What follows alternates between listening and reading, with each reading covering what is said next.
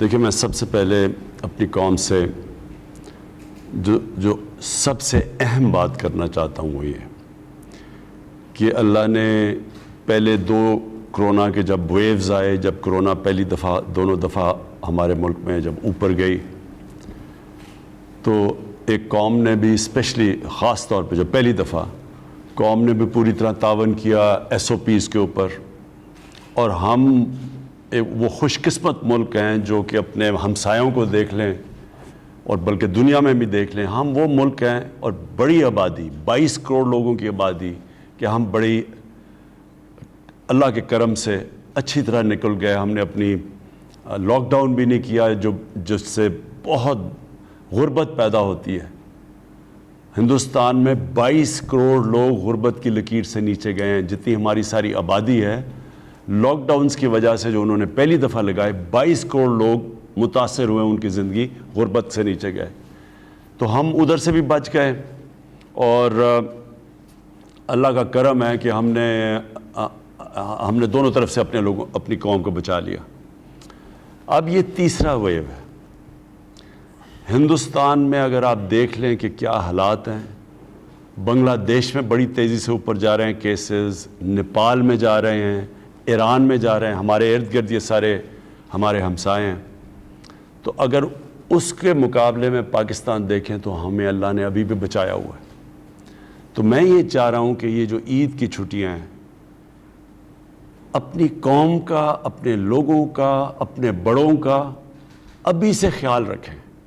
جتنی آپ احتیاط کریں گے، میں آپ کو یقین دلاتا ہوں کہ اتنا ہی ہم اس عذاب سے نکل جائیں گے. اگر خدا نہ خواستہ ہم نے احتیاط نہ کی، پھر سے میں یہ کہتا ہوں کہ ہندوستان میں جو آج حالات ہیں، اور مجھے بڑا افسوس ہوتا ہے دیکھ کے کہ جس طرح کے وہاں ہسپتال بھرے ہوئے ہیں، سڑکوں پہ لوگ مر رہے ہیں، آکسیجن کی کمی ہے، اور ابھی بلکہ کیسز بڑھتے جا رہے ہیں، نیچے نہیں آ رہے. ہمارا جو تیسری بھی جو ویو ہے، ہمارے اب کیسز اوپر نہیں جا رہے، ہمارے اب سٹیڈی ہو گئے ہیں.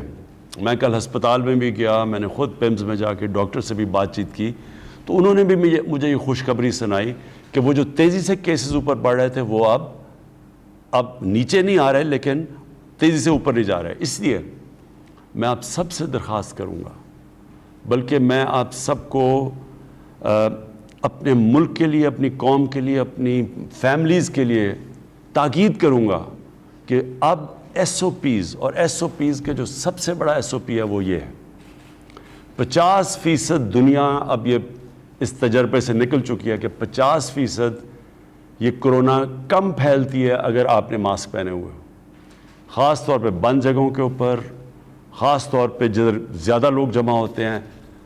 کھلی جگہوں کے اوپر پھر بھی اگر فاصلے ہیں تو پھر گزارا ہو جاتا ہے، لیکن جدھر قریب ہیں لوگ اور بند جگہ ہیں ادھر ضرور یہ عید کی چھٹیوں میں ماسک پہنیں. اپنے آپ کو بچائیں، اپنے بزرگوں کو بچائیں، اپنے جو بیمار لوگ ہیں ان کو بچائیں، اپنی قوم کو بچائیں کہ مجھے لاک ڈاؤن نہ کرنا پڑے. لاک ڈاؤن کا سب سے بڑا نقصان غریب لوگوں کو ہوتا ہے، غربت پھیلتی ہے.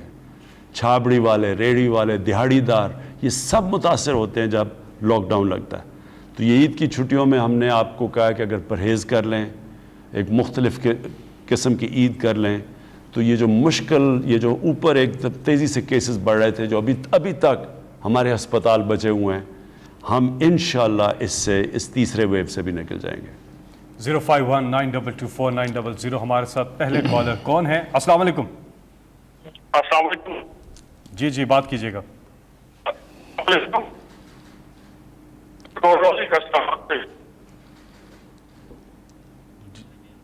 جی آواز آپ کی نہیں آ رہی، دوبارہ بولیے گا.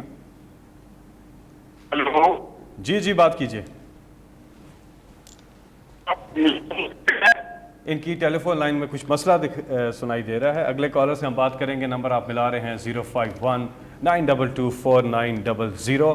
آپ کال کر رہے ہیں پاکستان سے بھی کال کر سکتے ہیں، آپ اگر باہر ہیں باہر سے بھی کال کر سکتے ہیں. اضافی کوڈ آپ کو شامل کرنا ہوگا 9251. اگلے کالر ہمارے ساتھ. جی السلام علیکم. ہیلو. جی ان کی بھی کال لگتا ہے ڈراپ ہو گئی ہے. اگلے کالر سے بات کریں. کافی لوگ کال کرنے کی کوشش کر رہے ہیں اس نمبر پہ. نمبر آپ کی اسکرین پر بھی آ رہا ہے 051-922-4900. اس نمبر پہ آپ آ کے پرائم منسٹر پاکستان عمران خان صاحب سے براہ راست بات کر سکتے ہیں. آپ کے سوالات اور وزیر اعظم کے جواب. اس سلسلے کی آج یہ تیسری نشست لے کر ہم آپ کی خدمت میں حاضر ہوئے ہیں اور ٹیلی فون کالز آ رہی ہیں ہمیں. جی ہم اگلے کالر سے اب بات کریں گے. ہمارے ساتھ ہیں لائن پر کون؟ جی السلام علیکم. مجھے بتایا جا رہا ہے کہ ٹیکنیکل ایشو آ رہا ہے بیک اینڈ پہ جس کی وجہ سے کال جو ہے وہ تھرو نہیں ہو پا رہی. تو ہم یہاں پر ایک وقفہ لیتے ہیں. وقفے کے بعد ہم واپس کال آ گئی ہے شاید. جی السلام علیکم. جی السلام علیکم. وعلیکم السلام. جی کون صاحب کہاں سے بات کر رہے ہیں؟ جی پوچھیے گا اپنا سوال. جی میں مبین خان بات کر رہا ہوں ملاکنڈ سے. جی جی جی میرا سوال ہے خان صاحب سے. جی آپ کی حکومت میں آنے کا سب سے اسٹرانگ پوائنٹ یہی تھا کہ پاکستان میں قانون طاقتور اور کمزور کے لیے برابر ہو جائے گا. جی ٹھیک ہے. آپ کی ساری جدوجہد اس مدعے کے گرد میں گھومتی رہتی ہے. ٹھیک ہے کہ پاکستان میں طاقتور کے لیے کوئی قانون ہے ہی نہیں. خان صاحب مجھے سمجھ نہیں آئی کس چیز کے لیے قانون ہے؟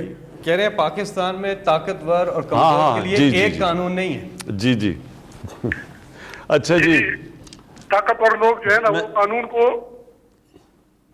اپنے حق میں موڑ لیتے ہیں. ٹھیک ہے ٹھیک ہے جی سمجھ آ گیا. جی میں سمجھ گیا.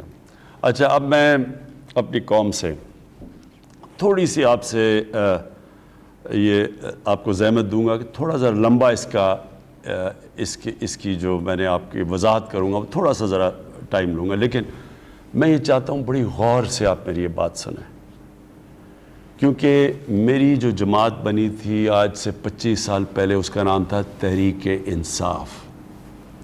یہ کیوں میں نے جماعت بنائی تھی جبکہ اللہ نے ایک انسان کو سب کچھ دے دیا تھا. سب سے زیادہ شہرت ملی تھی. جتنی اللہ نے مجھے جو دیا تھا پیسے میری ضرورت کے مطابق بہت تھے. میں ایک وہ انسان جس کو کوئی کام کرنے کے میرے پاس جتنا پیسہ تھا میں کچھ بھی نہ کرتا تو اپنی زندگی گزار سکتا تھا. تو میری طرح کا آدمی کیوں آیا سیاست میں یہ آپ نے سمجھنا ہے. اور کیوں پارٹی کا نام رکھا ہے تحریک انصاف.